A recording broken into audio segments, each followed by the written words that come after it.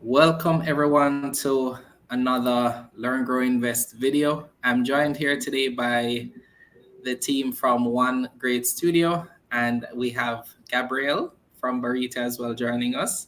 So this is our live Q&A session. We wanted to have this session just to answer any questions that would have followed our prospectus review, CEO series review that we had last week with Javane. And so this is your opportunity to ask any lingering questions that may be there for the One Great Studio team or from the Barita side as it relates to maybe applying for the offer, any questions that may be there in terms of maybe even the partnership between Barita and One Great Studio.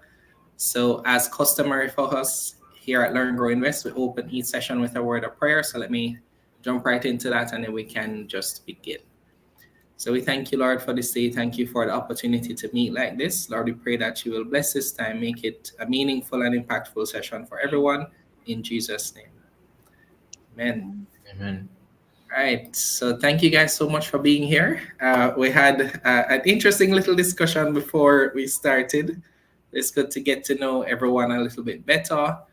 And thank you all for being here. So I think we're going to kick things off as we discussed with Gina. So Gina, we got a chance to hear from Javane last week as to how the partnership started, how things started from his perspective. But what about you? Can we hear, your side of, how things got started for you in terms of One Great Studio?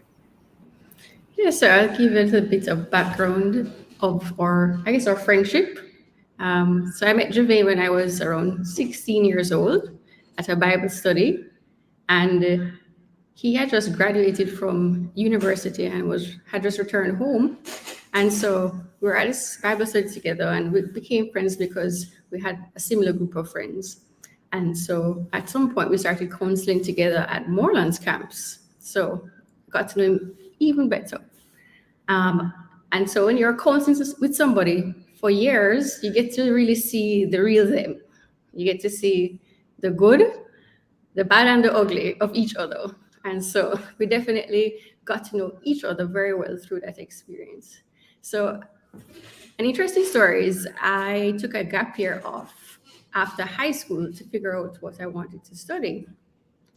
I've always been somebody that's been very deliberate about the things I pursue. And so I wasn't sure what I wanted to study, took a gap year off. I got a job and I was working and I was actually designing t-shirts on the side.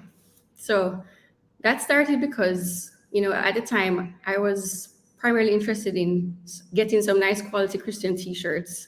And I didn't want a lion and a lamb on it. And I wanted it to have messaging that for me, it resonated with me and was something that I wanted to wear. And I didn't have access to at the time. And so in order to fund that interest, I decided I would produce and sell these t-shirts. And so in this year off, that was something that I did. And, I was contemplating, what is it that I wanted to pursue in studies. So after a lot of thinking, a lot of seeking counsel and prayer, I ended up deciding that I wanted to further my education in design, which was very interesting because throughout my entire high school journey, I did sciences because to me, the idea of somebody being subjective in grading my work, I just wasn't on that vibe. And so I was like, okay, sciences, very practical and, let's do this. So it wasn't even on my radar in high school. So doing the design and seeing how design was to me just a very valuable tool for business. I identified that, this is something that I think I would want to pursue because the key was it was a very valuable tool for business. And that's something that when I went into pursuing further education in design, that was the key thing for me. So I applied during my year off. And during that time, I had actually started selling my t-shirts to Javane because he had a store that he was operating called More Gospel at the time. And so he was selling some of my shirts in his store. And so, we would continue, just that relationship we had. And that was very good.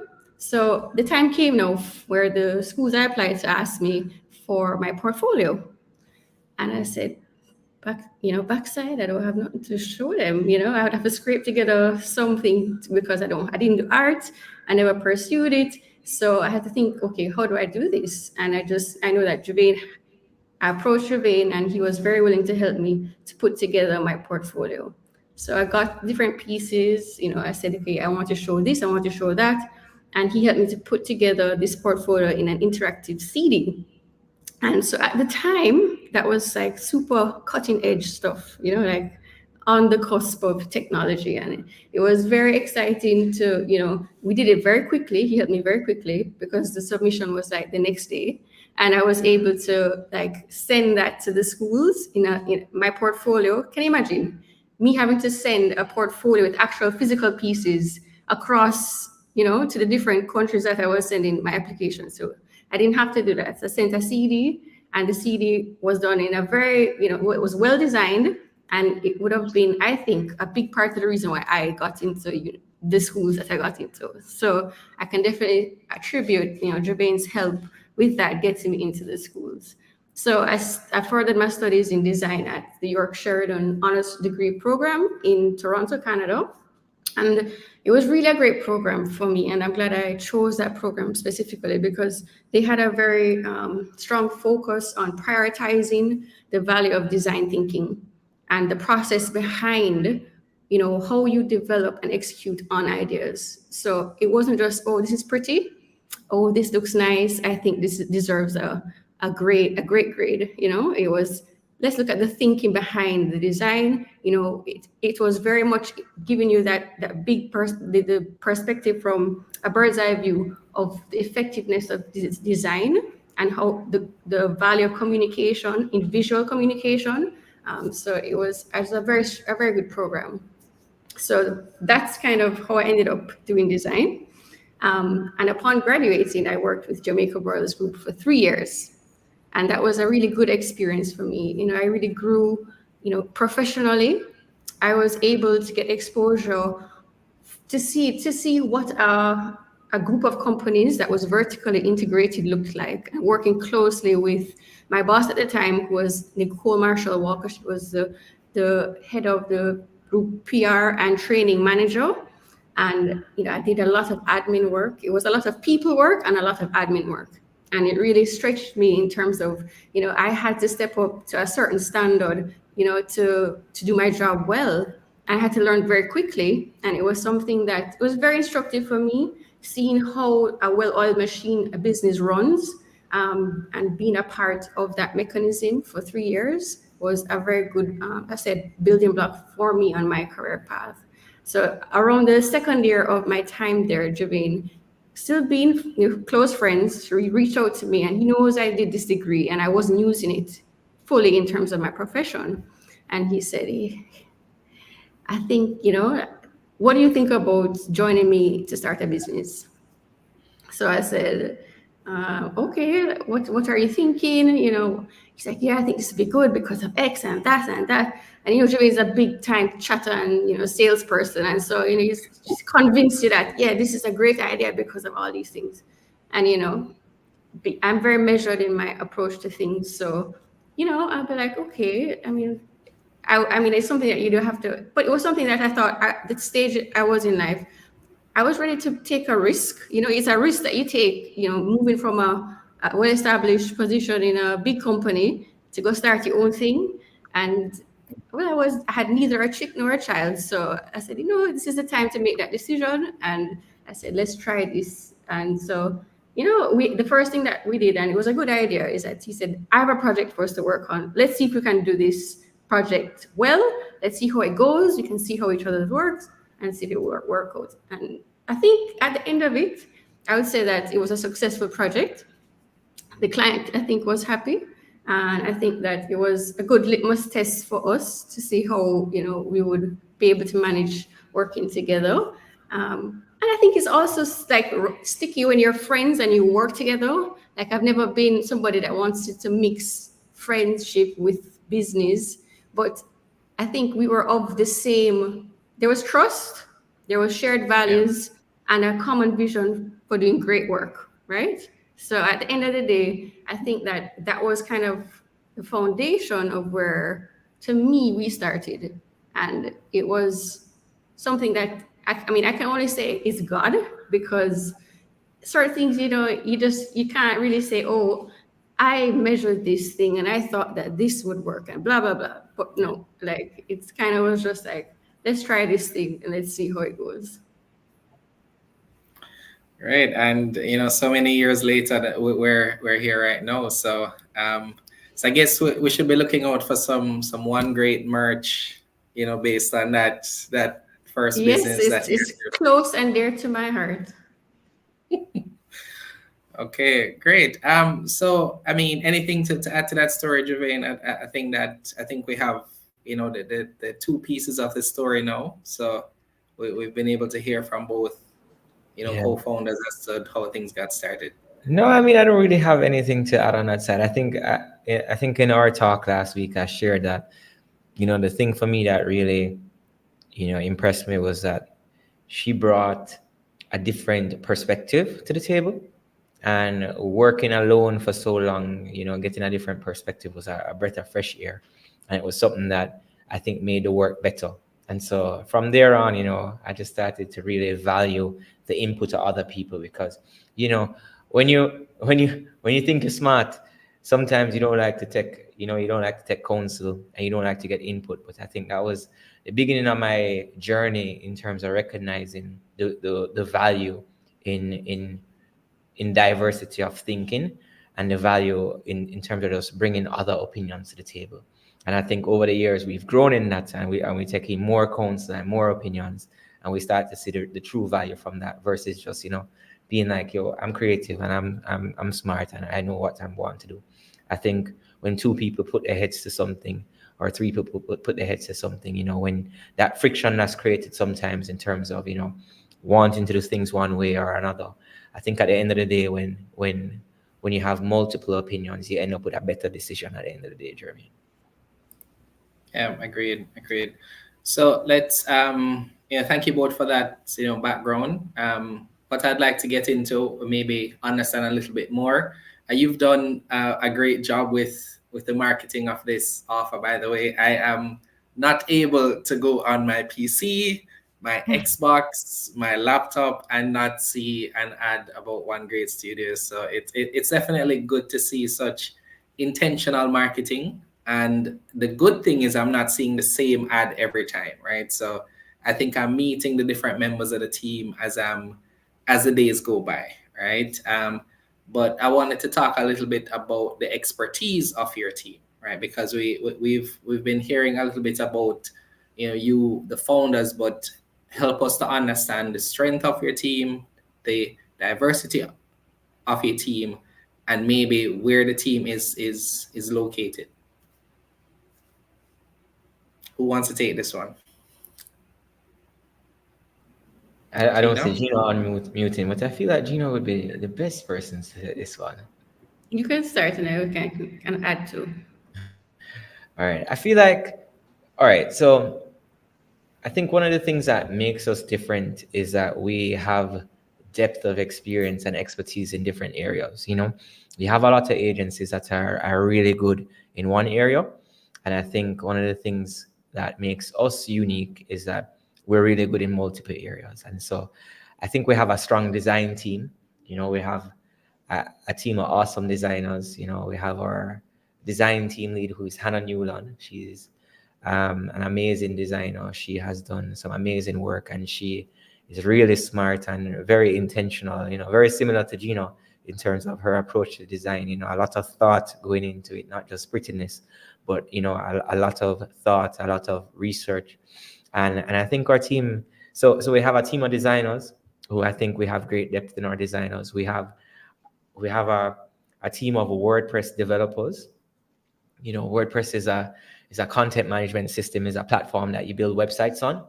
And we've been building on WordPress before it was WordPress, essentially. And we have, the head of web, I think he has, 15 plus years working on websites.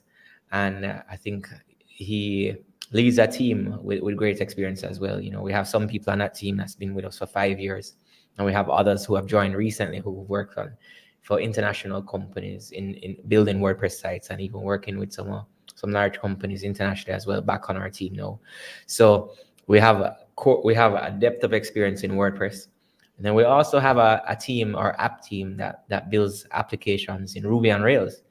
For those of you who don't know what that is, so basically Shopify is built on Ruby on Rails. Airbnb is built on Ruby on Rails. It's a programming. Rails is a framework, and Ruby is the programming language, right? So it's a framework and a programming language that you can use to build web applications. And so we build a lot of Ruby on Rails applications as well in our app team. And then we also do some mobile apps as well on that team. Then we have our digital team, and that team really handles, a wide range of digital marketing services. We do social media strategy. We have what we call our digital marketing framework, which is like a master plan for a business in terms of how they're going to tackle online, how you use the different channels, what should you be doing where, and really getting into the nitty-gritty of how you should be functioning online. And as everybody would hear, if you heard about One Great Studio since this IPO, you would have heard about our acquisition in September 2022, which is High Voltage SEO. And so now we have a team of 20 plus who are basically SEO experts. And that's something that, that capacity. And what search engine optimization is, it's really helping websites, web pages to rank better on search engines, right? And so we have a team of experts, and that's probably our deepest team right now that focus on helping people to rank better on search engines. And so, yeah, and then on top of that, then we have our operational team. We have project managers, account managers, and we have our accounting team, and then we have our administrators.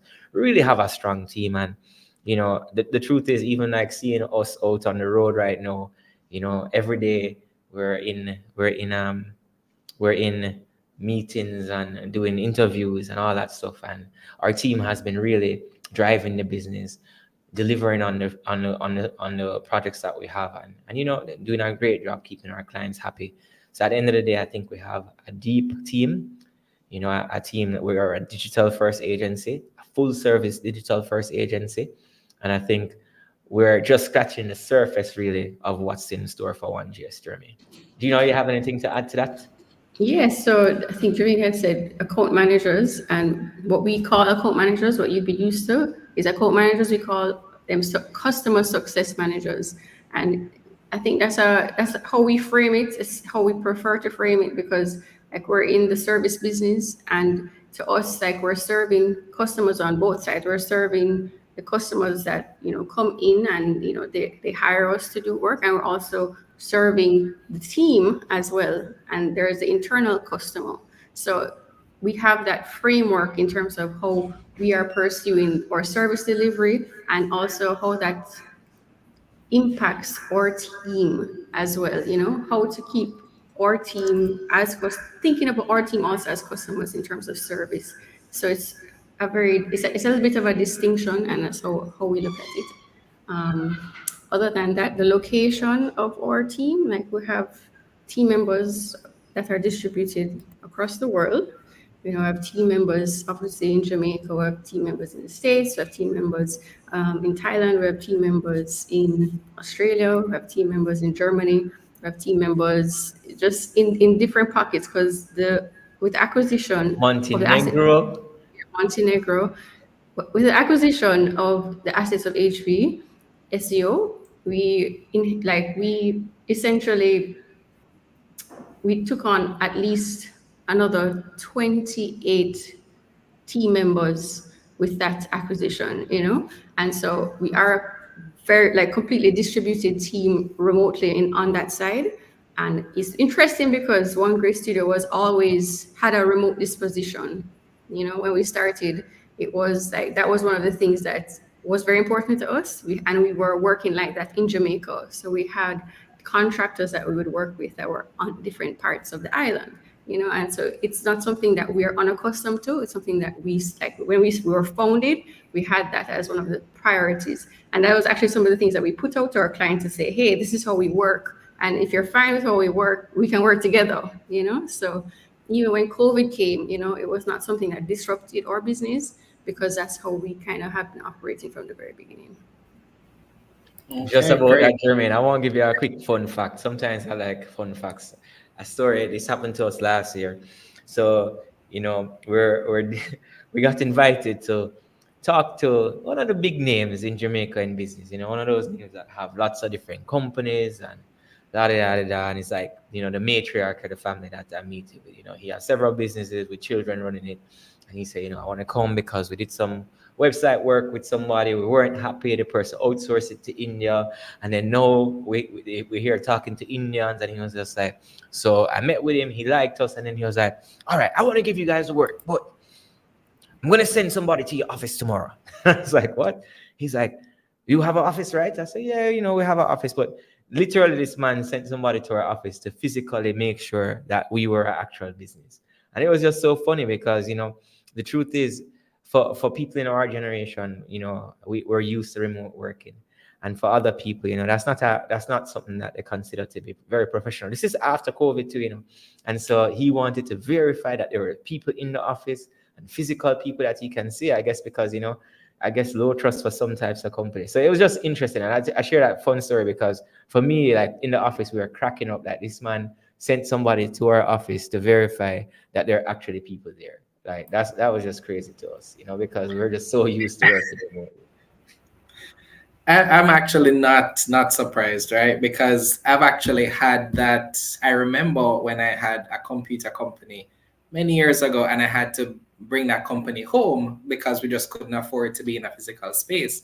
And one of the first things I was asked by, it happened to be at a company that was, the CEO was a little bit older. He's like, where's your office? Where can I go to see you? And it occurred to me that there are some persons who think that there's this validity to your business once you have a physical location, right? So we had to invest in the office space, in the ad, in the directory, and so many other things to just to show people that we were in business.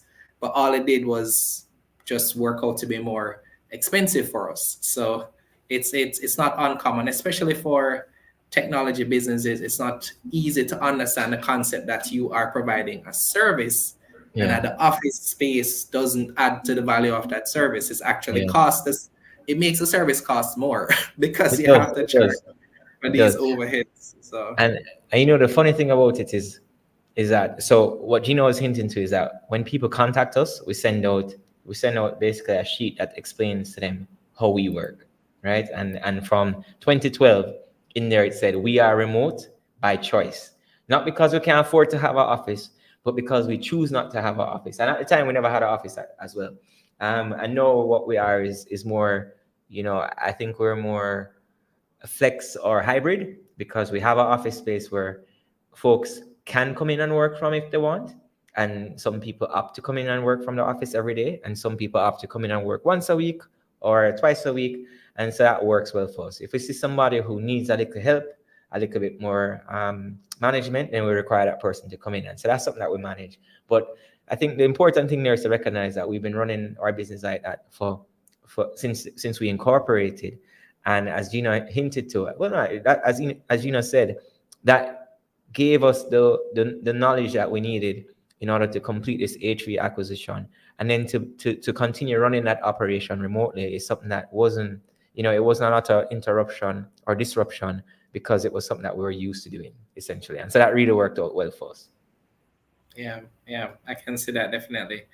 All right, so we already have some questions coming in, so we're gonna take them as soon as they come in. All right, so Lushand, hopefully I'm pronouncing that correctly, is saying, with AI as the next great giant, what is the future? What is the future this company, has with it, and will One Great Studio create their own AI to have an optimal search engine, just as Google is using ChatGPT? I think this might be your question, Javane. We were discussing it a little bit on the last session. All right, so AI is the next great giant. All right, What is the future of the company would have with it?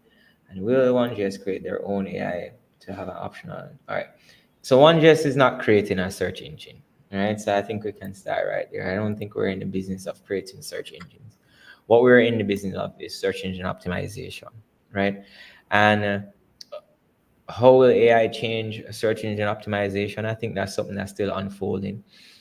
And Jeremy, the way that we have explained it is technology for us is a tool that we use. So we use strategy, design, and tech to drive business results for our clients, right? And so over the years, technology changes. And so our clients come to us. What they want help with is that they want us to help them to generate leads, to generate sales, and also to operate more efficiently by leveraging tech, right? So those are the needs that a customer comes to OneJS with. They have that need. They want to generate leads and sales, or they want to tell people about what they're doing. They want people to know about them, right? So that's the marketing arm. That's the arm that is out there getting ads in front of people, creating content for people, communicating the strategic messaging for our company and getting it distributed across different channels, right? And so that need is to communicate about what you're doing and to talk to your market about here's the reason why our products or services are good for you. So that's the core business need. And then the second thing is that, with the technology and the apps that we build, and even some of the websites that we build, is we build stuff that run businesses, right? And so on that side, it's operational efficiencies. And so I gave an example recently about, when my wife and I moved to Morlands in 2008, we launched a registration app. At the time, Morlands had a team of 3 in Kingston running a registration office. So we had to rent an office. We had to have 3 employees in that office to process registrations for the campus, essentially, each summer, right? With technology, we're able to close that office and bring everything back to manual. So saving money, essentially, being more efficient in delivering the service that we were doing. And so that's how we use technology. So at the end of the day, the business that we're in is helping our clients get results online. How? Through getting them in front of people on the marketing side, communicating their messaging, and then also helping them to get more efficient in how they operate through technology. And technology will change over time. So as AI comes in place, we will leverage AI, we will use it as we can to serve our clients. And then as other technology come, we'll incorporate it as well. I started building websites in 98, got paid for my first website in the year 2000. And how I built websites in 98 and 2000 is very different from how we build websites right now. The tools that we use, the technology that we use is very different, but we're still building websites. So I think at the end of the day, what's important to recognize is that our clients have a core need. And as technology changes, we will incorporate new technology. And as it relates to like pivoting our business around AI, Jeremy, I'm not sure if you've seen some of my comments on this. But I'll share some of my perspective on this. And I think we have to recognize, one, that AI in its current state is not how it's going to be next year. We are currently operating in an unregulated AI space, and AI is going to be regulated sooner than later. There are lots of legal battles right now unfolding. And so over the next 6 to 12 months, you'll learn a little bit more about how people will use AI in the future and what will be allowed. And I think the result of that might be surprising to some people. So how we view technology and emerging technology is it's always an opportunity to help serve our clients better. And so we'll always leverage technology on the operational side to be more efficient. But we have to be careful how we pivot our business models and our revenue models around emerging technology, because we can't follow every fad. And I'm not calling AI a fad. I think AI is here to stay, but I think it's going to be different next year than it is right now. But let's just take crypto and blockchain, for example. If we had pivoted completely to say, all right, we're done with the kind of development that we've been doing over the last 10 years, and now we're just going to focus on blockchain and build crypto products. I don't think OneJS would be where we are today, essentially, right?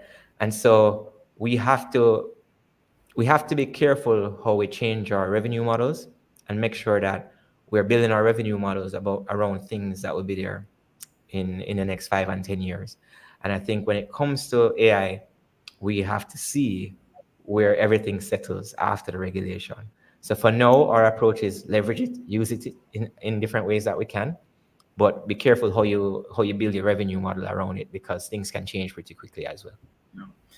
So, thank you for that. I believe as you are giving your response, I think I actually thought of another potential question from that same one that he asked, and based on just the expertise of HV, is there? So I'll ask this question in addition to the one that was just asked.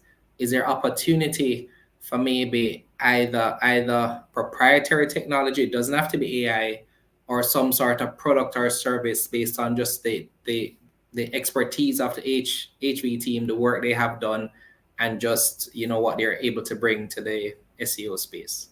Yeah, I think that's a good question. And the truth is, the founders of HV had three businesses. They had an agency, they had a software product, and they had a training institute, right?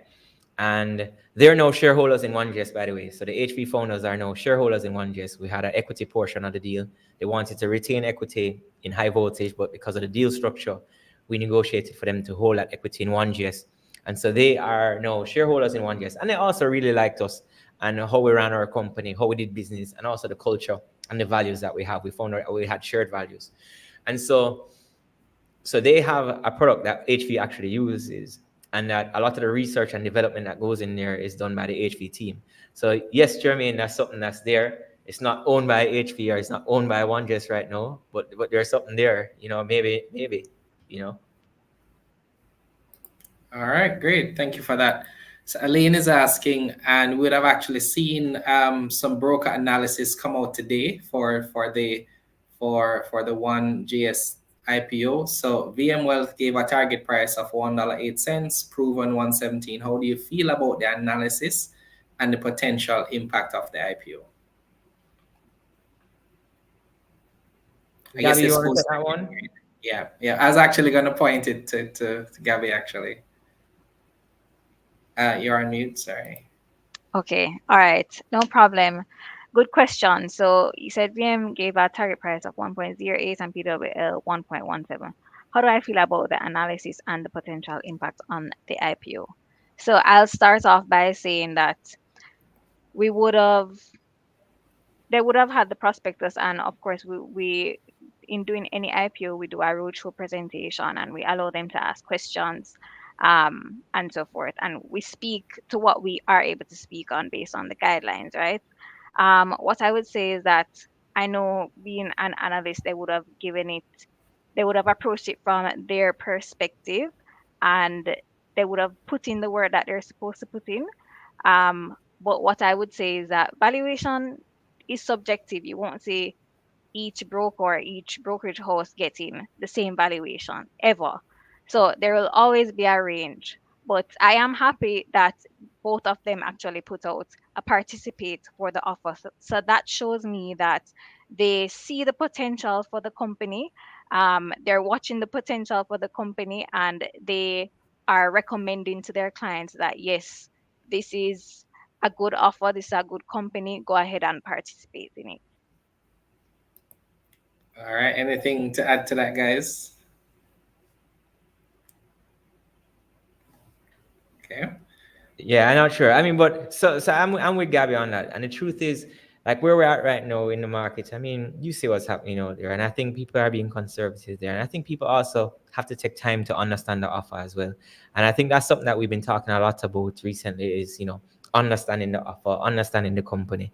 And sometimes, everybody don't understand everything in all cases. And I think even Jermaine, I've seen you ask a couple questions. And, I don't think this is the place to ask questions about that. But at the end of the day, as Gabby said, it's a participate at the end of the day. And, I'm looking forward to others to be released as well. And let's see what happens with that. Yeah. And just to Yeah. add here, Jermaine, as well, it's it's it's something new to the market. So I appreciate the fact that they actually took the time to understand it. And the fact that it's new, they're considered to be a young company, but they're still recommending it in this climate with, or in this environment with all that's happening. I think that says a lot about the offer still. Okay. All right, I definitely won't go any further since we have so many more questions. So thank you guys for that. So Greg is saying, good evening, congrats to the one GSM Barita team on the IPO. Can you speak a little bit about the SEO business? How many clients do you serve, and how is that revenue from SEO split among clients? Um, I think in the prospectus we have disclosed our total number of clients. We normally say, and again, we can't speak much to numbers that are not included in the prospectus, right? So at the end of 2022, I think we had 117 clients. You know, about 50% of that would have come from HV. And as it relates to the revenue share per client, what I would say is that HV's clients are, you know, diverse, and the risk is spread out across different clients. And so their model is a retainer model, and their retainer fees are, you know, more or less in the same range. And so there's not high client concentration risk in the high voltage SEO business, which you'd actually see, Greg. If you look in the prospectus, you'll notice that there are two different percentages disclosed about one GS's client concentration risk, one at the end of December last year and the next one in March. And our largest clients at the time was actually Barita.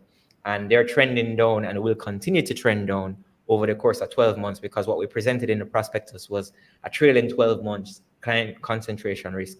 And so with each month that passes, essentially, Barita's risk actually gets lower and lower. And right now we would be, you know, just 3 weeks away or 2 weeks away from our 1 year anniversary of our HV acquisition. And so when you see those results, the risk would be even lower at that point in time.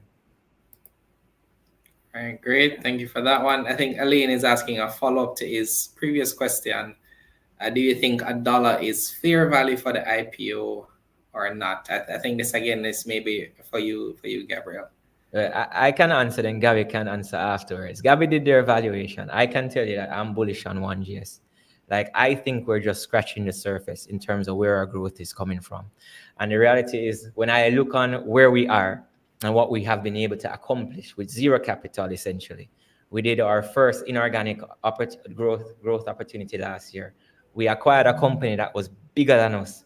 As a small company, we were able to raise the funds through equity and debt to go out there and buy a company that was growing outside of our region, that was larger than us in revenue, and now being in a position where you have $130 million in the bank at the end of March, and then having on top of that, raising additional funds, paying down your debt, which would put you to about $200 million in the bank, just using what we have in the prospectus.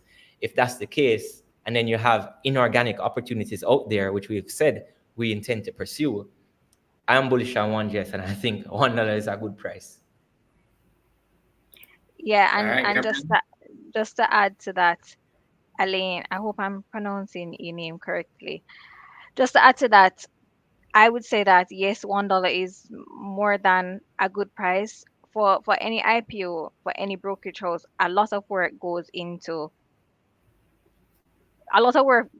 behind the scenes. So you see this prospectus come out is 200 plus pages, but even prior to that, a lot of work goes into deciding should we bring this company public. And in doing so, I see Dervoid also asked in the chat about or valuation. We would have done an intrinsic valuation on one grade, as well as a relative valuation. So using both of them, we definitely think that $1 coming at $1, the fair value is around 1.69, and you can see that in the share capital table in the prospectus.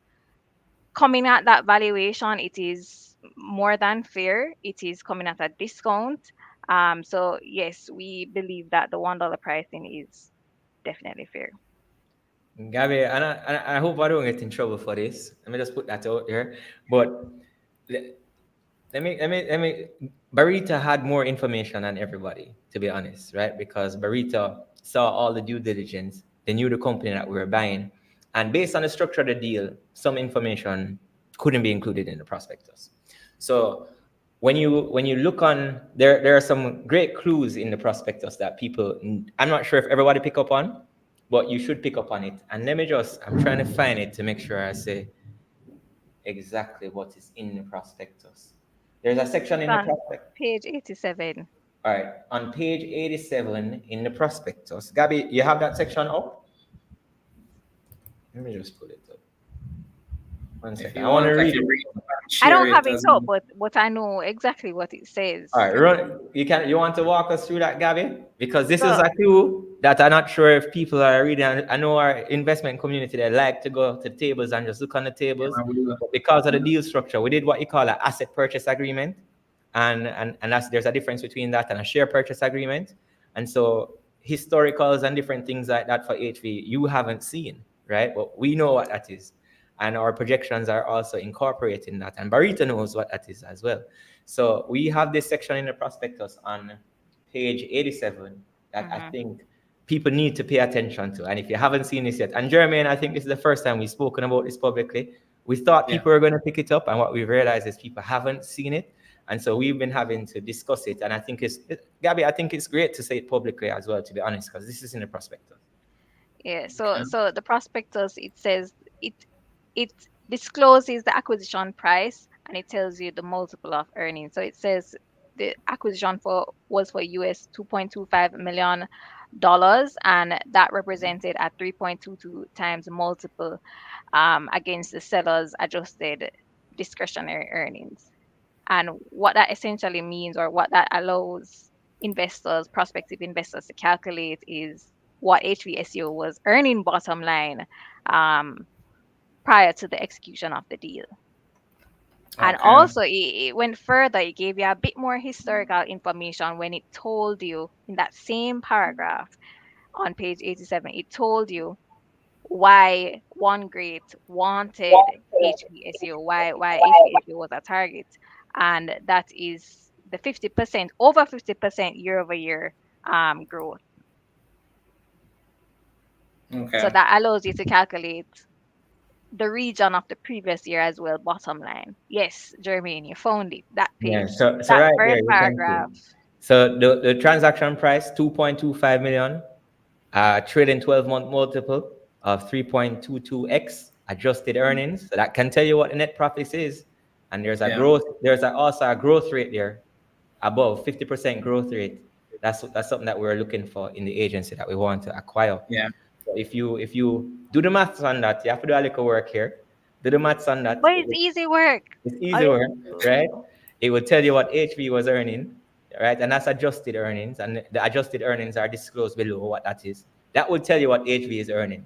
So when people look on us and they say, "Oh, well, your targets are aggressive," they don't know the full 100, and we've presented it as best as we can. And you have to piece it together to see the offer and to see exactly what's happening here. So our board actually considered our 5-year projection to be more on the conservative side, because historically both companies were growing above the growth rate that's being included in the projections, for example, right? And so I think it's important for people to dig in. It's a dense prospectus. The MD&A is dense, but there's a lot of good stuff there. And I'm glad that we're highlighting this, because if you do the math, and maybe Jermaine, you could do the math and tell the people what it is, because we might not be allowed to do the math for you, but you Yeah. can get to, oh, Trevon, post that here. Yeah, read Trevon, Trevon's you're comment, I yeah. think, Jermaine. That might be helpful. Man, so it sounds like we may need to have a session where we're doing some math. So that definitely sounds good, right? So I And remember, appreciate the this context. is bottom line. Just pointing that out. Yeah, Remember, it's bottom line, not revenues. yeah, yeah, yeah. Thanks for that, Trevon. All right, cool. So that definitely helps. And all right, I even forgot where we were. Let's see if there are any more questions that we have. So Deborah was asking about the valuation method. I think we kind of answered that though. You did allude to it, Gabriel, in terms of what Barita's fair estimate value was. Um, and then he's further saying that's why he asked about these, if I estimate would have produced a higher valuation than the DDM, which I believe is the dividend discount model or something like that, if I'm not mistaken. Based Um, on the nature of the business and where One Great was at, though, we believe that the DCF was a better valuation method than the DDM, of course. Okay. All right. But I mean, what I will say is that I also saw where just looking at the numbers for 2021, 2022, and Q1. If you look at each item line by line, and then you just simply extrapolate the Q1 by 4, then you still get again just a very conservative idea of what you're likely to do for 2023. So again, I mean, we try as best as possible to share as much as we can. We can't go through every single detail, of course, in our review. So thank you guys for that context. I think that's definitely helpful. Also, Jermaine, one thing to note when investors or prospective investors are looking at Q1 and or Q4 and doing and annualizing it, what I want you all to take into consideration as well is that once you do an acquisition, you go through a time period where you're understanding the operations of the company, you're working out the kinks, you're getting to know the team. So Q4 and Q1, One Great would have started to do that, but One Great itself, they also have their own strategies that they're putting into place. So Yeah. that should also affect revenues positively going forward, plus the cross selling, plus the additional visibility now that One Great is now out in the public. And Javane, I'm sure he would have alluded to it, the amount of leads he has gotten in just the 1 week or the 1 week plus couple of days that Yeah. One Great has been marketing themselves. Yeah, man. Yeah, man. I definitely see that as, I mean, visibility is baked into an IPO for multiple reasons. So, all right, let us continue with some of the questions that we have here as they come in. Again, we'll go there. So one of the questions that we have here is what with the expectations that's required of publicly listed companies, how has One Great Studio been preparing for what it will take now to be public, right? You've been private for this entire time. You have no expectations, and I think you're beginning to see some of what those expectations are, questions being asked, expectations in terms of performance of the company. How have you been, preparing for that? So, Jermaine, over the last 3+ years, we put together our board, and that was done deliberately, because we were already thinking about the possibility of listing from about 5 years ago. So we wanted to be in the practice of reporting to our board and to have our quarterly financials done, and also getting ourselves, the requisite audits that were needed to pursue this process more seriously. So we are in the habit of reporting and being accountable to our board, and also to say that I think we have a very strong board. If you look in the prospectus on the persons who we've been really blessed to have on our board, there are some people that are very well known in their various industries, very well known in their industries, and these are people that have guided and given us counsel over the last 3-4 years. And we had a new addition to the board this year, Jackie Sharp, and she came on, and it's just been a very good synergy, and just excellent leadership team, I would say. So I think that we have had a good track record so far of practicing that level of accountability and having like high standards for ourselves as a company. I think our core values speak to the type of business that we are and that we want to continue to be. And I think all those core values will help us to tackle, all the different things that are ahead of us in terms of compliance, in terms of disclosures. We hold ourselves to a very high standard. So I think that's how I would answer that question. Yeah, I actually just dropped another one there because we have seen, up to this week, a company that was suspended for breach of junior market rules. So, have you also been preparing in terms of compliance, the requisite disclosures and, everything again that comes with being listed?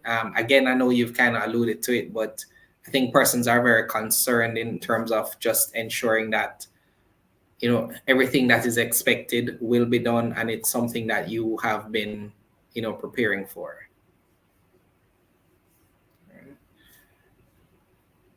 All right. So Simon here commenting communication is key. Yeah, I appreciated that response from Gina as well. Greg is asking, do you have any local competitors in the SEO space? You don't need to name them. You just probably need to, I guess, acknowledge if you see any or not. Well, as Gina mentioned, we have a team of 28 SEO experts.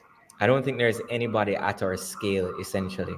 I think what we're currently working through with the HV team is looking at the strategies that are required for our markets. Our markets is different from some of the international markets that they're used to working in. And so we're now working on projects together, learning this market and what is required. It might require less than what they normally do. We've done some stuff on our side, some minimal work on our site, and we've seen results for what we have done for the specific pages that we've optimized. And I think that's something that we're going to continue to do. And we're also rolling that out to clients right now. So I don't think we have a competitor of our quality or size in the region, essentially, Greg?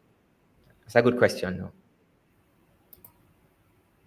All right, great. Next one is, how will the communication strategy change after listing, since some persons have actually said they've never heard about One Great Studio before this IPO? I'll take that one. So I think, first of all, it's important to recognize that we didn't need to be super visible before. Like, we are a B2B business and we serve large companies, mostly in the Caribbean previously, right? And so the reality is that we didn't need to be a household name because we're just serving companies. And if you are in the space or you're a marketing manager in a company, you would probably know us, and if you didn't, then you would know our work at least. And if you ask somebody, hey, I saw your stuff, I liked it, who did it? They'll say One just did it. So I think for where we were previously, our level of visibility was okay. For where we are right now, what we're seeing is that increased visibility. And we intend to maintain that visibility. But when it comes to communicating with our shareholders, one of the things that we've worked with multiple publicly listed companies over the course of our other business, right? And so we have Jamaica Brothers as our client, they're publicly listed. We have Barita as our client, they're publicly listed.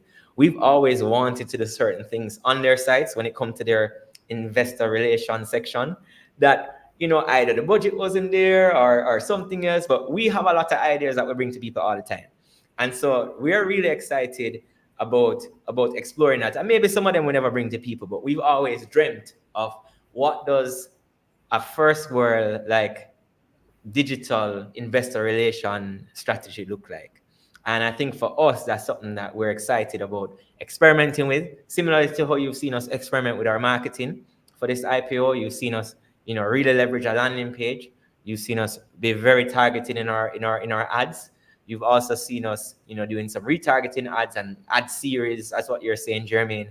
And so we will also carry that out with how we interact with our shareholders, right? We have plans. We have a sign up on onegreatipo.com actually. So if you're going to invest in OneGS, again, I'm not an investment advisor, all that stuff, but if you are planning to invest, I'd recommend that you go sign up for our quarterly, right? We will have a direct line of communication. Jermaine, yes, we do intend to do earning calls, but we also want to have a direct line of communication. And so on our side, we want to be able to have our shareholders connected and to be able to reach out to them and to share information with them in a timely manner. And we expect to do that in some interesting ways, and there are certain things that we had experimented with Jamaica Brothers at one point. I'm not sure if it's on the site anymore, but at one point we had a stock price tracker on their site. We had done some work integrated with a JSC API, pull that stuff into their site. We have ideas in terms of what we're going to do, and that's something that we're looking forward to building out is a different approach that we think would set a new standard as well with using digital to communicate with your shareholders, essentially. And one thing I want to add here, Jermaine, for One Great. So, as you know, One Great is one of Barita's best partners. What I would say here is that communication with shareholders, it's nothing new to One Great because One Great helps Barita to do that. Nothing new. So they have the blueprint. They know exactly what they need to do. And I'm sure that they'll take it and spin it in their own way to apply to their company. All right, great. Good stuff. Looking forward to it. Happy to hear about the earnings calls, by the way. Looking forward to that.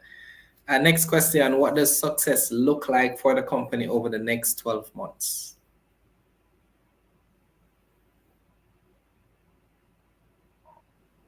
Gino, you want to take that one? I mean, I can touch on it, and I think you can add to it. Success looks like for the company over the next 12 months. I think it's really just following through on the strategic growth plans that we've outlined in the prospectus. You know, we talk about expanding our business lines, both organically and inorganically. We're talking about executing regional expansion in terms of the region, Caribbean, in terms of certain targeted jurisdictions for deeper penetration. We plan to continue. We have already started that process, and it's about continuing to push through in terms of those plans. And just in general, I think for me, like, we are also running a company with our team, and or like we have these demands as a publicly listed company, but we also have to, I think success is let this process not change our business. I see success also in terms of maintaining our culture and making sure that the things that are important to us remain important to us, not in theory or by talking, but in fact and in reality.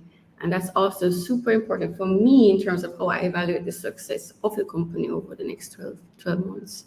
Jermaine, you want to add to that? Yeah, I think one of the things I want to point out, is that, we've grown at a compound annual growth rate of 80%, over 80% over the last 4 years. That don't happen by chance, I don't think. I think we've been aggressive and strategic while still, understanding our risk while growing. And we've done a good job, managing that, I believe. And I look forward to more growth. Like, I don't think we're not the type of company to just sit around and be happy with listing. Like, for us, we have growth plans. We want to execute on them, and we're really excited about executing on them. So as Gina said, just executing on those growth plans that we've outlined. We didn't go in detail, just like how there's that goal there's some nuggets elsewhere in the prospectus. And just executing on those plans, I think, will be big for us. And I'm really excited about delivering value to all the shareholders that will be a part of this offer. All right.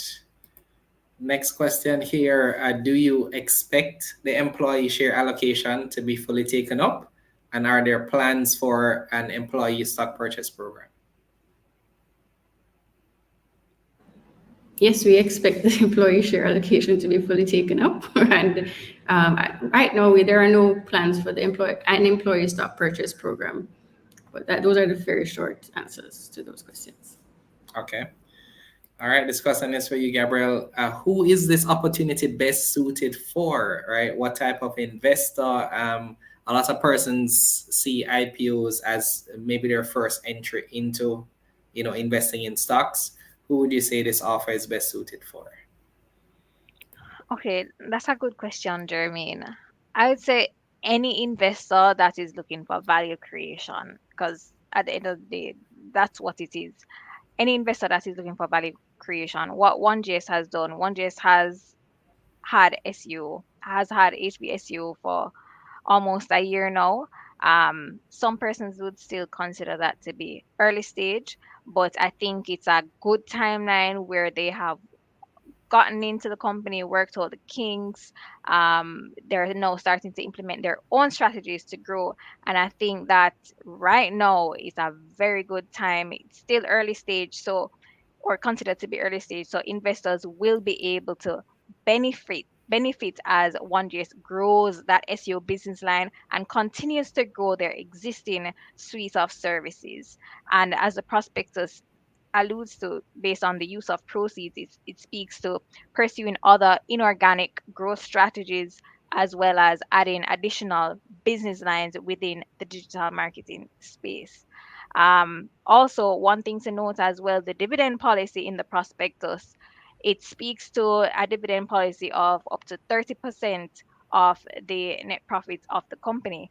And they have a track record of paying dividends, and Javane and Dina are actually shareholders, well, major shareholders, so they'll hold in aggregate up to 50%, around 50% of the company thereafter, and I'm sure they want their dividends as well. So any investor looking for value creation, any investor that's looking for dividends as well. I was gonna ask if there could be. I know the term liberal in terms of dividend policy was used. How about moving that from 30% to maybe even 40 or 50%? Any consideration for that? I mean, to be honest, that is something that we consider. But especially because growing the business, we don't need that much capital to grow the business because we're a capital light business. But if you're pursuing other inorganic opportunities, you want to have some cash in the bank to do that as well. And so that's something that we consider, Jermaine. But for right now, because we still see ourselves as high growth, like 80% a year is high growth, right?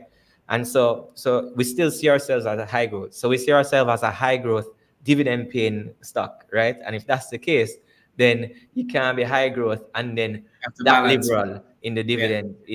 So normally you have high growth or dividend, and right now you're getting a combination, and maybe over time, that would bump up, but we still see a lot of room for investing in growing a business, and that's something that we really want to do right now as well. All And right, one thing fair. I want to point out, Jermaine, is that though you hear us talking about the inorganic opportunities, again, trying to be conservative in our projections, the board, we know this is something that we discussed at the board level. Are we going to include inorganic stuff? And we said no, because we were trying to be conservative, right? And so you've seen the impact of HV SEO as well. And so knowing that that's something that we're pursuing, that's also something that prospective investors can consider in their modeling and as you do in your analysis, is that there is a probability that this company will pursue future inorganic opportunities. Yeah, I'll just say that when I first learned about the company, I actually did quite a bit of research into HV SEO, the team members. Started to kind of look at the work that they've done. Research them in general, and definitely like what I've seen in terms of what has been shown in terms of just their work. A good example is the case studies that's on the HV SEO website, shows the number of clients they've worked with, some of the things they've helped them accomplish, and so on. So it's definitely good to see. Another question for you, Gabriel. Can you explain the application process, how persons can go about if they're interested, being a part of this offer? Definitely, no problem. So if it is that you're interested in the offer, you've read the prospectus of, you've consulted your independent advisor, what you can do is go to www.baritaboss.com, and you don't have to have a Barita account to apply through Barita Boss. We'd love for you to sign up to be a Barita client, but you don't have to have a Barita account. So Barita Boss, it accepts persons from all financial institutions. So all you have to do, go and create a login for the Barita Boss and start your application, and it will walk you through the steps as you go along, and it's very simple. You put in your basic information, so your name, your TRN, your date of birth. You put in your JCSD account number, so ensure that you know your JCSD account number. Get your JCSD account number from your brokerage house. So aside from Barita Boss, JMB is also one of our selling agents. We're happy to have JMB on board. So you can go to JMB's Moneyline to also apply for one grade. But you will have to be a JMB client to use JMB's Moneyline. Are there plans for any other selling agents outside of Moneyline and Barita? I Um, just have to ask. no problem. If additional selling agents come on board, we would gladly welcome them. However, it is quite close to the opening date, but I mean, let's see. Yeah. All right, cool. So Simon as is asking a very interesting question. Will you be listing on a Monday? I don't know the relevance of that, Simon. Or which day will you be listing on, subject to the offer closing successfully? Very weird question. I don't know if you have an answer for it now. Yeah, I understand what Simon is saying. The time when you list has to do with the number of trading days before the break on the weekend, and so I think those dates we have to see what becomes available to us. That comes Yeah. out with dialogue with the JSC, And so we'll see where it's at, but it's definitely something that we consider, Simon, and that we that we considering, and that we definitely want to allow time for the market to show us what they think about our stock. Yeah, so just to also support Javine here, it is of course dependent on the close of the offer as well as the approval from the JSE. But I'll say as soon as we decide when we're listing, we'll definitely let you guys know. But we understand the concern, Simon. Yes, Simon has a way of asking questions to get persons thinking. All right, great. So I believe we had one question left. Romain is asking what percentage of the business is tech. Believe that's our final question. Yeah, Well, I'm two not sure. So persons. so we use technology in every aspect of the business.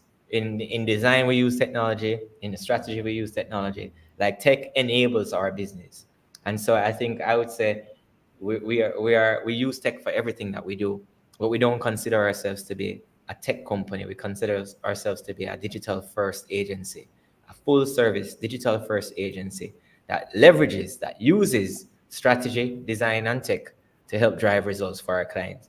And so I think that's important when you think about OneJS, that you understand that we see ourselves as a full service digital agency, and we use strategy, we use design, and we use tech to generate outcomes, results for our clients essentially.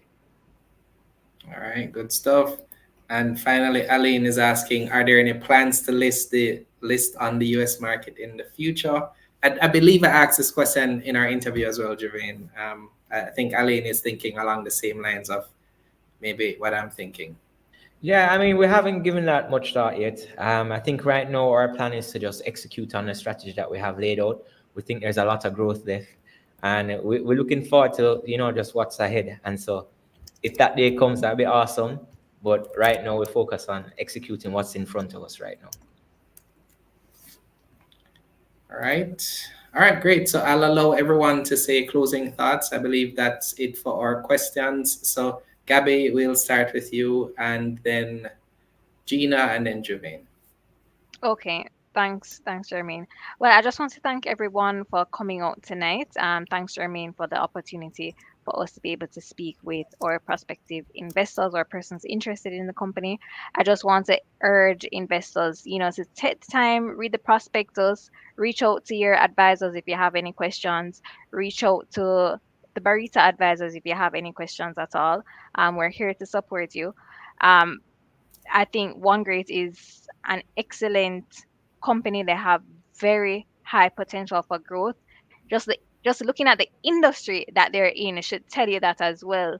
So One Great operates in a very high growth industry, which is the digital marketing space. And one thing everybody can agree on is that the digital era, it is here to stay. Making or Personally, when I make my decisions, it is mainly influenced by what I'm seeing on the internet. Um, yes, we still have the TV and commercials playing and all of that, but you're mainly on your phone throughout the day. Every day you're spending more and more time on your phone, and the generation coming up as well. That is where they're spending most of their time. So what this industry does is help to connect businesses with these clients through the digital space. So this industry, it has a lot of potential, and I think One Great is definitely at the forefront of this industry. And one thing that I really admire about One Great is that they're geographically diverse, so they're not reliant solely on the Jamaican market. The Jamaican market is slowly but surely getting there, but they're very, especially with the HBSU acquisition, they're very um, targeted towards the developed markets, the US, Europe, etc. So with OneJS, you get geographical diversification, and it's not reliant on the Jamaican market only. So one other thing that I want to also touch on that persons are concerned about, or that I've heard, just generally in the market, not necessarily in what to, not necessarily because of One Great, but just overall, is that persons may be concerned about young entrepreneurs. Javane always tells me that he may look young, but he's not that young. But one thing I want to say is that they have an experienced board to guide them along the way as well. Plus, they've been in the business for over 10 years. But I want to talk about the board specifically. John Bailey, he sits on the boards of many other companies, and he's been in the industry for over 30 years. And you have, of course, Miss Jackie Sharp, who was a former CEO of Scotia. And you have Simone Bowie Jones and Mark Ramsey and Rachel Brownie. So they have a very good board to help to guide them along the way. So I just wanted to leave those nuggets with prospective investors. All right, great. Thank you, Gino. There's not much more I could say after that, but I mean, I would just thank everybody who is listening in and for joining. It's the first time you're coming across us or you're just getting to know us. I've just continuously asking people to please visit One Great Studio, OneGreatIPO.com, sorry. And we've spent a lot of time trying to, communicate what the business is about for you to get to know us, to get to know, how we do business, and also to see, the type of growth that we've been experiencing, and for you to check out the prospectus so you can make that decision. And we're really excited about the prospects of welcoming new shareholders and for continuing to drive shareholder value. It's something that we are committed to doing, and we're just really excited about the opportunities that are in front of us. We have definitely been around for more than 10 years. We've been in the business. We're time tested, but we are future ready. That is kind of like the sentiment that I want to leave with you guys. We're time tested and we are future ready. Great, good stuff, Javane. Yeah, so I mean, for me, it's really just I'm thankful for just being where we are right now. The company has gone through lots, and we've really worked hard to grow this company. But I'm also just really excited about the future at One Great Studio, and what's in store and what's ahead. We've spoken about how we want to use the proceeds. We want to develop new business lines. We're going to pay down the debt. And by the way, paying down the debt, one of the things is that you're going to see an immediate return. Like literally in the next quarter, you're going to see a return from paying down the debt. And investing in the strategic growth initiatives, the building out the business lines, the way that we package our services, pushing into new markets regionally, Europe. That's something that we really want. We were really excited about doing that. Developing our team, our human capital, the business development resources. For years, I was the one doing the selling in OneGS up to a couple of weeks ago. So now we're putting those resources in place, and really setting up ourselves for the next phase of growth at OneGS. So I want to encourage you guys, read the prospectus. And also, as you read the prospectus, I just want to point out, make sure you go check out page 87. And also, look on the quarters. A big hint. Like, if you look on OneGS and you go and look on 2022, and you look on the P&L, and you say, all right, when I'm making my decision based on that, you've done yourself a disservice. Because OneGS changed, transformed in September 2022, and our results for 2022 only include 3.5 months of HV. 2023 is the first year that you're going to see the full impact of HV. And trust me, that's going to be something for you to see. All right, great. Thank you all so much. I'm getting good feedback here. Person saying good session. Terry's looking forward to what's in store for the company. She has high expectations. Antoinette is saying good Q&A session. Simon says good session. So I want to thank you all for your time. Thank you for being so open and transparent in your answers. Thanks, Javane, for those breadcrumbs that you gave us to go back and piece together the information that's there. And thank you all so much. I look forward to what's to come as well. We usually try to follow on the story of the IPO with the basis of allotment and listing and other things to follow. So we'll definitely be covering One Great for the days ahead. So thank you all so much, and we will definitely be Sorry, speaking. Jeremy, before you sign off, there's the last thing, and I'm not sure if Gabby said this, but this is a first come first serve offer, right? and we have the right to close anytime after 9 o'clock Monday morning. And so that's important to know, because if you have decided to apply, we encourage you to do so earlier than later, because there's no guarantee in terms of when we will close. And so I just encourage you, if you made a decision, if you've gone through the prospectus and you have made a decision, just go ahead, put in your application, and we look forward to having you as a future shareholder. All right, great. Final comment here before I close. Selby saying, love this Q&A session. Highly appreciate the fact that time was taken to conduct this session. You all secured the bag. You have a new investor here. So definitely, I think the Q&A is very important to get to know the companies that you are going to be investing in. So I thought it would be a good idea. So thank you all, everyone. And, I guess we'll sign off here. Thanks, everyone. Learning is the key to successful investing. And who doesn't want to invest in some way? Here at L.E.A.R.N Grow Invest, we focus on financial education, all with the aim of sharing our knowledge on personal finance, investing, and building wealth. We do this on the foundation of our faith in God.